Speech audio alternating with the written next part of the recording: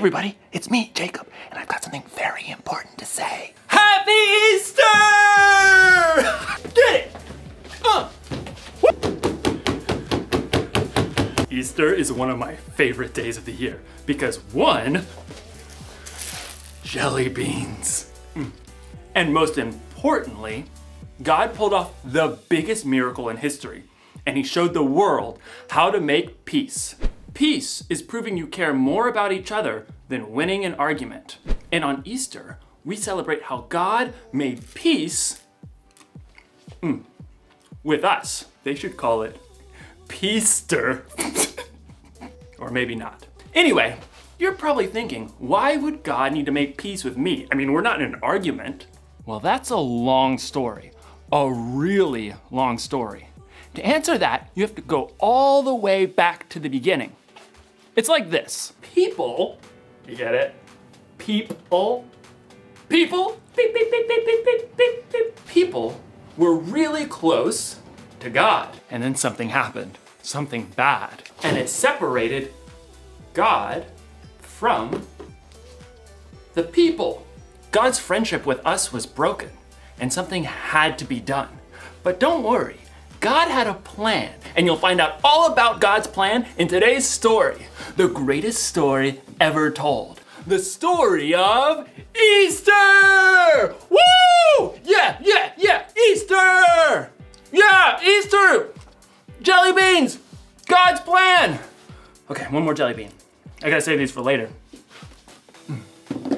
One more. That one was popcorn flavored.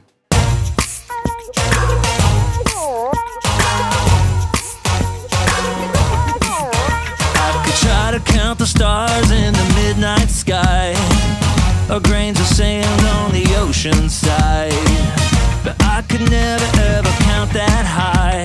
The same with every blessing every day of my life. There is no limit to the love you've given to me. It makes my heart wanna sing. This love you've given to me, I'm gonna live every day to give it away. It's wonderful and it's free. I'm gonna live every day to give it away. I got to give it away, like the way that you gave it to me. This love you've given to me, I'm gonna live every day to give it away. Every step that I take and every breath that I breathe, it comes from you, 'cause you're good to me. You're teaching me that's the way I should be, showing your love to everyone around me. There is no limit to the love you've given to me. It makes my heart wanna sing. This love you've given to me, I'm gonna live every day to give it away. It's wonderful and it's free. I'm gonna live every day to give it away. I got to give it away, like the way that you gave it to me. This love you've given to me, I'm gonna live every day to give it away. You give me more than I deserve. You're helping me to learn to give my life away.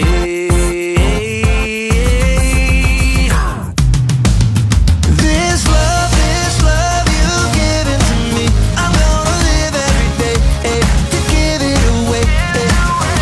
It's wonderful and it's free. I'm gonna live every day to give it away. I got to give it away, like the way that you gave it to me. This love you've given to me, I'm gonna live every day to give it away. The Bible. It's 66 books of history, stories, letters, and poetry that fit together to form God's one big story. The epic adventure of how He created us and loves us so much that He made a way to rescue us. As we travel through the Bible, from Genesis to Revelation, we discover people who met God and found their lives changed forever. Now, for an amazing story. Inspired by the entire Bible. In the beginning, God created a magnificent paradise, and everything in it was good. He created water and land and plants and trees and birds and fish and animals. And then, from the very dust of the earth, God created a man called Adam. He created a woman called Eve. They were the first two people on earth, made in God's image, living peacefully in paradise. Adam and Eve were friends with God, but then they made a terrible choice. God had given Adam and Eve one rule. You must not eat the fruit from the tree of the knowledge of good and evil. If you do, you will certainly die. But the temptation was too great for Adam and Eve. They broke God's rule, and what was once a paradise became a broken world. People started telling lies. It was the woman you put here with me. She made me eat it. Brother fought against brother. No! Selfishness spread through generations. When there had been peace in the garden, now there was pain and sin and death separating people from their Creator.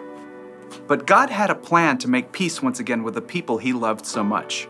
Hundreds of years after Adam and Eve broke His rule, God chose a man named Abraham and said, All nations on earth will be blessed because of you. Look up at the sky. Count the stars if you can.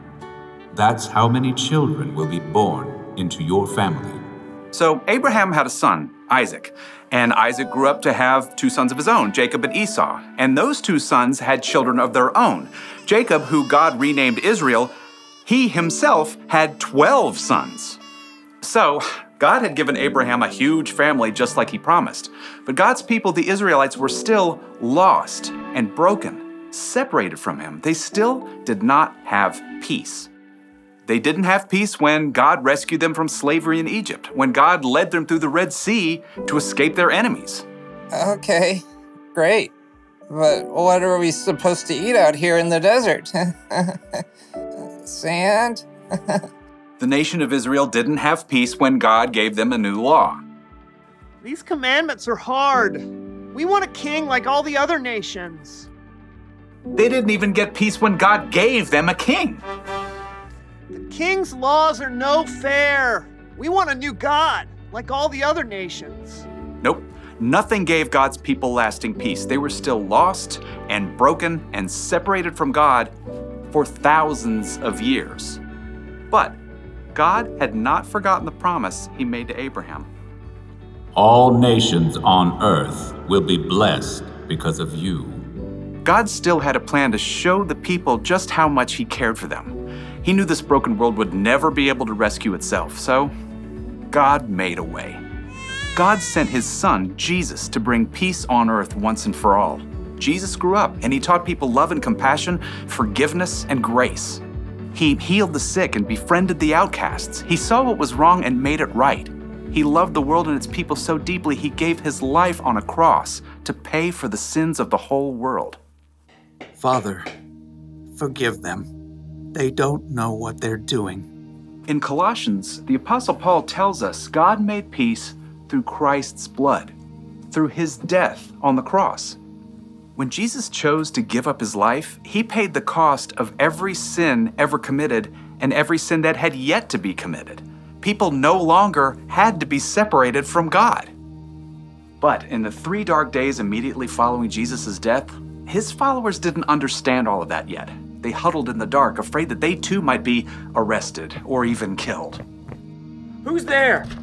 Early on the morning of the 3rd day, Mary Magdalene arrived at the home where the disciples were staying. They have taken the Lord out of the tomb. We don't know where they have put Him. The disciples stared at each other in shock. Then, Peter and John lunged for the door. They raced each other all the way back to the tomb where Jesus had been placed. The tomb really is empty.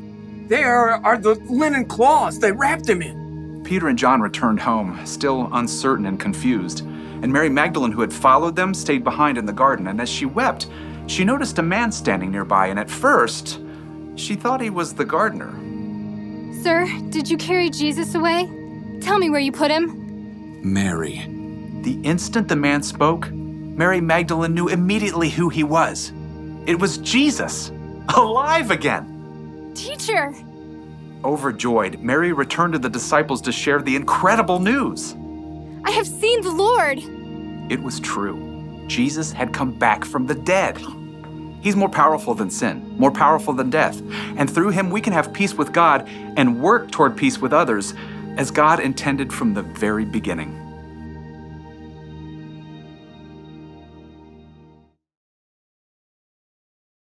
So it's like this. All of history, every moment of God's story led up to the life, death, and resurrection of God's Son, Jesus. Sin separated people from God. That was a problem that we couldn't fix. So God sent his Son, Jesus. And after Jesus' death, he beat sin. And after that, he beat death itself. So I guess you could say that Jesus was kind of like a bridge between people and God. That made it possible for us to reconnect with God. The Apostle Paul once wrote, "God was pleased to bring all things back to himself. God made peace through Christ's blood by his death on the cross. Because of Jesus, we can be close to God again. We're at peace. Jesus is alive, and he's made a bridge that will last forever." So, here's the one thing to remember today. God made peace with us. Remember that this Easter. Remember that every day. Really think about what Jesus did for you and tell God how grateful you are, and don't just keep it to yourself either. Share the peace of God with others by telling them about Jesus or by loving them like Jesus loves us. I'll see you next time.